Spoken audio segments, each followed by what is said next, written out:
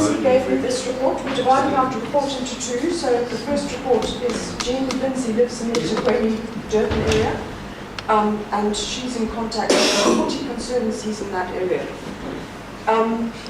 There are 40 conservancies, three of them are marine, one industrial, I don't remember the rest. Anyway, last year, this is Mark Liptrot at the bottom here. He received the mayoral Biodiversity Award, which is an annual event that takes place in Durban. He was a runner-up. The conservancies play an important part in the Itumeleng area. What the outer west side of Durban have, there are quite a few active conservancies around there, and they've managed to get half a page a month. This is a weekly, the Highway now is a weekly publication. They get half a page a month devoted to conservancies. Jean has been involved in setting up township conservancies. This one was set up by the Kloof Conservancy, which is a very active conservancy. Quite clean base at the base, from the base of the Table Mountain, east of the Table Mountain in Pietermaritzburg, towards Inanda Dam. It's quite a large area, but there was a couple of people in that area who were quite keen on conservation. And so this was started up for them. Jean would like to challenge every single conservancy in the country to get involved with mini-SAS and water analysis program. Now, this mini-SAS was developed by Mark Graham, who started this environmental engineering business called Ground Truth. And if you go to their website, it's extremely readable, a very nice big website with lots of information on it. And SAS means Stream Assessment Scoring System.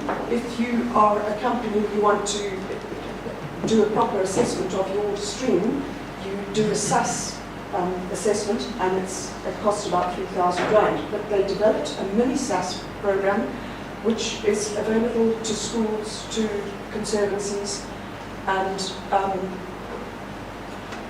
what you basically do is you get into the stream and stir up the bottom of the water and collect the insects that come out of that into these little trays. This is Mark Graham, who is his project. And then you look at the insects, you identify the fauna in that tray and if the water's completely unpolluted, you'll get certain species in it that will never occur in polluted water. And you get this grading scale of very healthy water to really poor water that doesn't contain anything. So he's identified various species of animals, whether it's shrimps or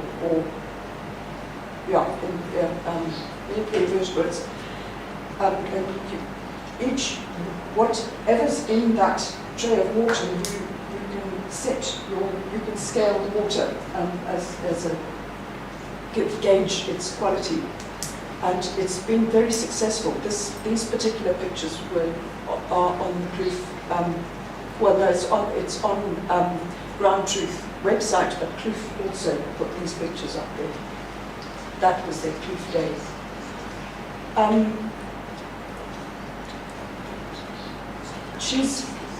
Jean's conservancies are quite involved with open gardens. It's quite a useful concept. Indigenous open gardens is a big thing. They choose 5 gardens which are mostly indigenous, and they open them to the public, and they're quite good generators of funds, and they attract a lot of people. Jean says the Durban Conservancies are very active, they're very influential in their communities, they're proactive with many successful and effective projects. And that's Jean's. Right, I'm going to speak now for the Conservancies Association, which speaks for 110 conservancies in KZN. So we lose conservancies and we gain conservancies, and this year we gained 7, which keeps, it's a constant 110. These 7 conservancies are in the Durban Outer West area and some in the Drakensberg area, where we have 2 very active members of our committee who are active in infusing people to start up conservancies. So, Thuli, Nzimhlava, and are 2 new conservancies set up because there's a gentleman employed, Kobus Turon, is employed by CEPF funding to set up these areas as stewardship sites in KZN. Cedarville, which is actually in the Eastern Cape, that used to be KZN, has asked to join us because I don't know why. I don't know what goes on in the Eastern Cape. Because we're good. What our committee has done, we've co-opted people onto the committee to stand for particular regions in KZN. And so these regional committees have forums which have these sort of functions like this, and they're very useful in being able to get conservancies that have almost dormant or almost inactive to become rejuvenated. It's been quite useful. And this year we had one in 1993, 5 conservancies started. Only Padfield Manners has lasted 20 years, and they got their award at our AGM. We lost 2 committee members, and one, Cecil van Henigan, comes from the South Coast, and he ran the South Coast Forum. He's now gone to the Western Cape in Langebaan, and he's going to be starting a conservancy in that area. He intends to anyway. We've gained, the Peter Saville, Amanda, Kobus, and Sarah are all co-opted members from their regions. Having said that, Amanda is a student, a varsity student, who is working on wildcats, and she did a survey on the effects of wildcats, caracals, and servals on Blue Duiker, and we co-opted her onto the committee, and she's now mapping our conservancies properly. Jean Lindsay couldn't be here this time. She has been this time last year, she was knocked flat with what we thought was orangutan, who turned out to be cancer. And she's having treatment for a relapse, and so she couldn't be here. Johan Vermeulen is our representative from Esenvale Wildlife, the provincial body, and he's been promoted to DCO, from DCO, District Conservation Officer, to manager, but he's been ordered to still be a representative on our committee. So our achievements this year, we've managed to get our memorandum of agreement signed with Esenvale Wildlife. And this means we can get to work on our norms and standards. And 4 years ago, we set up a strategy for KZN Conservancies Association. We've coming to the end of that strategy. One of the things, the main thing on that strategy was to get the MOA signed. That's done. But we've learned a lot that the strategy can't be an airy-fairy thing. We can't, we've learned. It's got to be amended as well. Yes. Yeah. If you want to motivate 110 conservancies and keep them on the ball, it means a lot of admin work, and I can't cope with that, so we've had some help in the form of Paula, who phoned about 98% of the conservancies and got information out of them. That was really helpful. Then Mandy is another one who's been mapping conservancies, phoning them and getting results from them. We set up a blog, and I'm going to have a few pictures on that a bit later, and we now have 58 followers, and the blog is open to anyone in the country. We tried initially to have weekly articles on it, and we'll still try to get there in due course. And I'll talk about a little bit about our annual assessment a bit later. And our guinea fowl newsletter still gets sponsorship from SA Sugar Association. We've been involved with some events, Sustainable Living Indigenous Plant Fair in Pietermaritzburg and the Plant Fair in Durban are two of them. That's our newsletter. One of the things, what we've decided with our committee, rather than having a central locality for our quarterly meetings, is to travel to different conservancies and go to those conservancies and have our meetings there. That picture at the bottom there is our meeting at, it was at Pennington Beach Cafe, and we ended with a nice lunch. And it works very well. We always have very good attendance to our committee meetings. We set up this blog as a result of the assessment that went out and some of the things that came back from the questionnaire. And the blog, it's a free blog.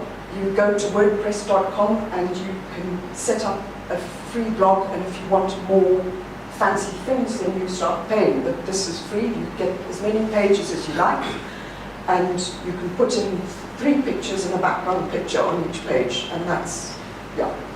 So the blog is set up so that if you go into this and you go down the side here, you can follow the blog, and you'll get notifications of each of the events we put up or any posts we put on. A post is an article. So we did this assessment in this way, and it's a great facility. Amanda told us about it. When you go to, you have to be a Gmail, you have to have a Gmail account. And when you go to Gmail, this thing, I'm afraid, oh, there, no. Next to Gmail is Drive. And you click on Drive, and you get to a site, this, where all your documents go, and you save all your documents on your G Drive, and so you can be in Timbuktu or Tokyo and access all your documents here. And then on the right there, on the left there, it says Create, and you click on Create and you get that drop-down list, and at near the bottom there it says Form. You click on Form and you get this. And so where it says Untitled, you click in Assessment 2012, and then you ask your questions. And you put in the question, you can have any type of question, you set it up, and it can be a required question. You click on that if you want. So the first question we asked was, what is your conservancy name? They have to put that in, they have to put their contact details. All the questions after that weren't required. So this all goes into a spreadsheet automatically. Each person who submits the answers to all those questions, it goes into the spreadsheet like this. And then you go to where across the top there. So this spreadsheet went out to about 95 or 96 members. 38 responded. This form there, 38. 38 responded. And you click on 38, and up there it says Show Summary of Responses. And it comes up with this beautiful... Did you know this? Who's your whiskey? And you get these lovely pie graphs and bar graphs of what goes on. Now, one of the things, we haven't really had time to analyze this in a big way, but one of the things that came out, oh, let me talk about that. 13 respondents had no answer at all. They didn't answer this particular question that I asked, which was, how can KZN help conservancies? And 13 didn't answer. 4 said they're very happy with what I'm doing. Now, those 2 answers aren't helpful. It's always helpful to say what you'd like. So the rest, out of the rest, about 2/5 of them, more than a quarter, said communication was a problem. We weren't communicating with them. And some wanted monthly newsletters, and we backed to even get 3 out. And then another quarter of them said they wanted us to support them and get involved with their communities, with their conservancies. They wanted us to go to their AGMs, they wanted to see us at events, and then the rest wanted information. Some said they wanted particular information, like how to attract Orrery to their farm, or what type of fencing to put up. And then 2 said they wanted funding to get rid of invasive aliens off their conservancies, so they can concentrate on other things. And some conservancies do manage to do that. They get funding out of CEPF. One conservancy even offered articles, which is great. I'll get back to them on that. Yeah, and that's it. Thank you. That, by the way, is from the Parkproof Conservancy. They have a crane foundation where they rescue cranes. There are 3 types of cranes in the Parkproof area. And yeah, that's somebody's arm with a crane. Thank you.